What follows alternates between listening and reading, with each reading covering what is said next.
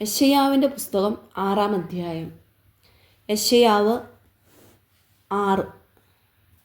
ഉസ്സിയ രാജാവ് മരിച്ച ആണ്ടിൽ കർത്താവ് ഉയർന്നും പൊങ്ങിയുമുള്ള സിംഹാസനത്തിൽ ഇരിക്കുന്നത് ഞാൻ കണ്ടു.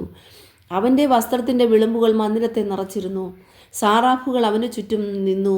ഓരോരുത്തരും 6 ചിറകുണ്ടായിരുന്നു.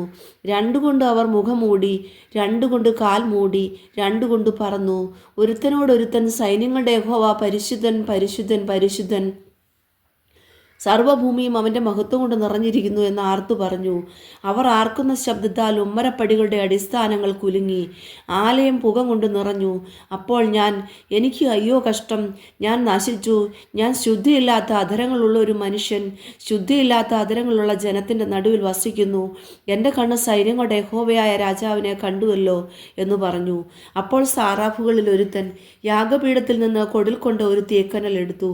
കയ്യിൽ പിടിച്ചുകൊണ്ട് എൻ്റെ അടുക്കൽ പറന്നു വന്നു. അത് എൻ്റെ വായ്ക്ക് തൊടുവിച്ചു. ഇത് നിന്റെ അധരങ്ങളെ തൊട്ടതിനാൽ നിന്റെ അകൃത്യം നീങ്ങി, നിന്റെ പാപത്തിന് പരിഹാരം വന്നിരിക്കുന്നു എന്ന് പറഞ്ഞു. അനന്തരം ഞാൻ ആരെ അയക്കേണ്ടു? ആർ നമുക്ക് വേണ്ടി പോകും എന്ന് ചോദിക്കുന്ന കർത്താവിൻ്റെ ശബ്ദം കേട്ടിട്ട്, അടിയനെ അയക്കണമേ എന്ന് ഞാൻ പറഞ്ഞു. അപ്പോൾ അവൻ അരുളി ചെയ്തത്, നീ ചെന്ന് ഈ ജനത്തോട് പറയേണ്ടത്, നിങ്ങൾ കേട്ടുകൊണ്ടിട്ടും തിരിച്ചറിയുകയില്ല, നിങ്ങൾ കണ്ടുകൊണ്ടിട്ടും ഗ്രഹിക്കുകയുമില്ല. ഈ ജനം കണ്ണുകൊണ്ട് കാണുകയോ ചെവി കൊണ്ട് കേൾക്കുകയോ ഹൃദയം കൊണ്ട് ഗ്രഹിക്കുകയോ മനസ്സു തിരിഞ്ഞ് സൗഖ്യം പ്രാപിക്കുകയോ ചെയ്യാതെ ഇരിക്കേണ്ടതിന് നീ അവരുടെ ഹൃദയം തടിപ്പിക്കുകയും അവരുടെ ചെവി മന്ദമാക്കുകയും അവരുടെ കണ്ണ് അടച്ചു കളയുകയും ചെയ്യുക.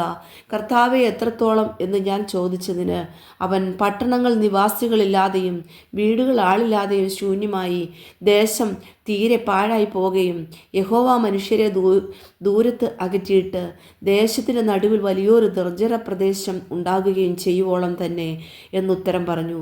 അതിൽ ഒരു ദശാംശമെങ്കിലും ശേഷിച്ചാൽ അത് വീണ്ടും നാശത്തിനിരയായിത്തീരും. എങ്കിലും കരിമരവും കരുവേലവും വെട്ടിയിട്ടാൽ അവയുടെ കുറ്റി ശേഷിച്ചിരിക്കുന്നത് പോലെ വിശുദ്ധ സന്തതി ഒരു കുറ്റിയായി ശേഷിക്കും.